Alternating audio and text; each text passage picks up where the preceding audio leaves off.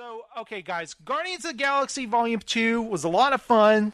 Adam told you all about it. We could just move on to TiVo, right? Or no, seriously though, I thought it was a lot of fun, but it was great that it was about something, you know? Mm-hmm. And my favorite line, I mean, Kurt Russell was great in it, but my favorite line was Yondu was like the star of he was great he says, he may have been your father, but he wasn't your daddy. I love that line. Right. Yeah. Yondu basically raised Peter, and it showed, you know, hey, you may have had a shitty father, but you were raised by this guy. And I may have been a shitty father, but I did my best. Yeah. And there were so many fun moments in that, but I loved the fact that Rocket and Yondu bonded. Because he's like, I know exactly what you are. You're somebody who pushes everybody away. Well, how do you know so much about me? It's like, because we're the same. You know, we're exactly the same. Baby Groot.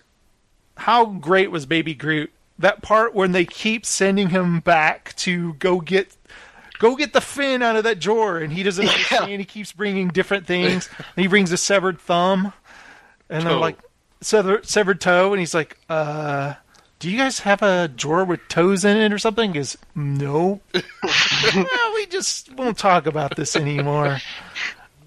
But I want to see it again, you know, because you watch it the first time. Well, being that we saw the first one 5 times in one weekend, it's kind of absurd that all of us have only seen it once. Or at least I've only seen it once. Yeah. Yeah, I've only seen it once. I was going to go try and see it out of town this week, and I just never got around to it. It was great. And by the way, we have that, seating now where you can reserve it early. You don't have to wait in line. Dude. Yeah. I love it. Isn't that nice? That's how it is for Natalie and I. Whenever we go to the Marcus, we have to reserve our seating. But they changed the seats in the, like, they call it the ultra screen theater. They used to be these wide red recliners that were really, really comfortable, and they were fine. They reclined, they were wide and comfy and just perfect. And they changed all the seats out to these skinnier ones that now have heat to them. Whoa, heat? So we sat down, and our hips hit the button initially. So you're starting to go back, and then like 10 minutes goes by, and your ass is on fire. And it's like, what in the, So then I'm like feeling around. I don't even know where the button is for the heat, but somehow I got it turned off. And then Natalie's like, I'm on fire. Where's the button? I was like, I don't know. I just started rubbing around and I found it. But it's just like it was so disappointing that they took the seats that we loved out and put these newfangled seats in. You know, one thing I noticed is there's a lot less seating in the theater with those things. I wonder if they're losing money on that. I don't know. I know a lot of theaters are doing it, but I would prefer a wider, more comfortable seat with less capacity than the crap that's in most theaters. Yeah, these are pretty wide, but my legs do bump into the button all the time, where I'm like, oh, and kind of go down a little. But I really dig it. It seems like they would lose money doing this, but yeah, there's no way they didn't, because they can't do more shows. Yeah, and people. And in fact, it seems like they're doing less shows. Steven and I see confused people in there all the time. Like, wait, where do we sit? Or wait, people were just sitting wherever they wanted. No, it's on your ticket, assholes. Yeah, they so confused. We saw this one couple move 3 times. Yeah, it's just like, oh my god. But what do they think they're at? Like a baseball game or a concert? Like, yeah, it's called assigned seating. It's reserved seating for a reason. What did you think about the music selection in Guardians? I thought it was really good. I don't think it was as good as the first film, but as memorable, maybe, or. Well, I just like Volume 1's soundtrack a lot. I loved the opening credits with them fighting and Baby Groot dancing. Yeah, I thought that was cool. amazingly well done. It was pitch perfect. It was very similar to, the opening of the original, but in a whole new vein. And Groot trying to eat yeah. a bug, and he's like, "Get that!" They're fighting, but they'll have to watch Baby Groot what he's doing. I like when he waves to Gamora, and she's like, "Hey." Hi.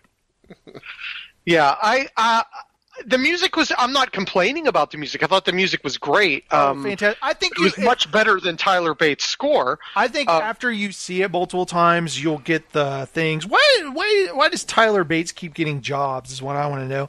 Yeah, I think the use of My Sweet Lord was quite possibly one of the most brilliant, subversive moments going over the Ego's planet, and it was just just like a little wink. James Gunn has pondered. He sat around outside on patios, staring at beautiful scenery, pondering this plot, pondering this.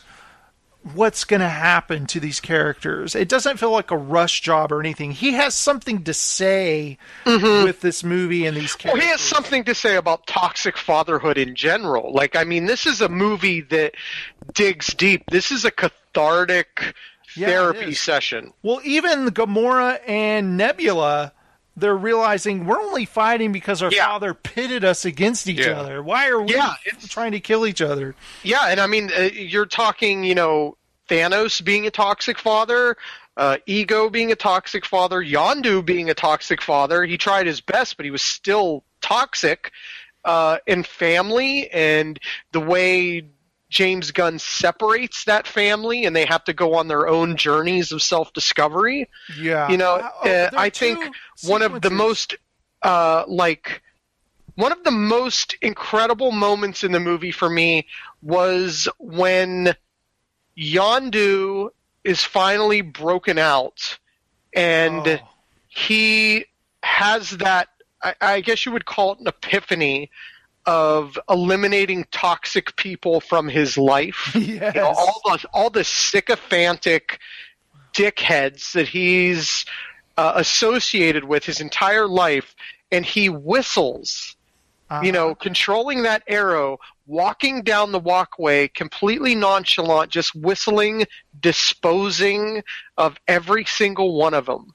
Yeah. And it was just so poignant to think that you finally reach that point in your life that you realize that you can no longer have that toxicity in your life, so you remove it, and you remove it with a whistle. Yeah. And it was just it was beautiful. It really was. It was just so well done, the way just each person, that arrow was flying around getting everybody, and they're in the main deck, and you can see it's going through the walls and stuff, and you can see it on the different cameras on the monitor. That was so great.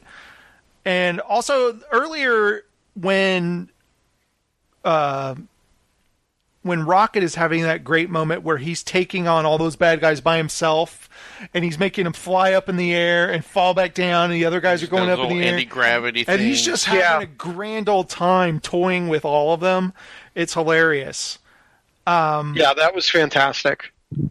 And I love the girl Mantis, how she can, make you feel a certain way, and the way that the way that Drax was so mean to her, but he liked her at the same time. He kept calling her ugly. There's just a lot of great moments in this movie. I thought it was a lot of fun. And then he even makes the comment near the end, she's really beautiful on the inside. Yes. He's like... but again, that was a whole nother creepy, narcissistic using moment with Ego and Mantis. Using her for his own means. She was a slave. Yeah, the toxic relationships in this movie were just, it made me feel kind of icky, but I appreciated the way it was being told, and the ideas that were being brought forth in a blockbuster to a mass audience of, abuse, neglect, narcissism, egotism. It's fantastic. I appreciated it, and James Gunn's post that he made on Facebook about being the outcast, being the misfit, and the issues he dealt with in writing Volume 2. Going through his own depression, going through his own experiences, and really kind of imbibing that into the film was particularly special. Yeah.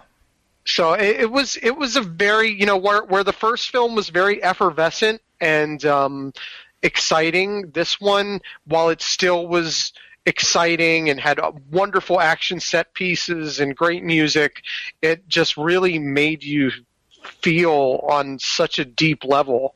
It did. Did you? You love this family. They are a family. And this dysfunctional family, and you love them. Yeah, and it's really, I'm very interested. I was very happy to hear that he is going to do Volume 3. Yeah. And I'm very excited to see the part that the Guardians play in the Infinity War films, especially with James Gunn on as an executive producer. So it's a good time. Marvel, I think the only thing that really bothered me about the movie were the people that were in the movie that were getting up to leave the moment the lights came up, and knowing there were, it's a Marvel film. This is, and I've told Natalie this before when we were at the theater, like when we went to see Logan, where it's like, we can leave. We're not going to leave because we always stay through the credits, but there will not be a post-credit sequence because it's Fox. Yeah. Unless like Deadpool was the only Marvel Fox film that had like a post-credit sequence. Yeah.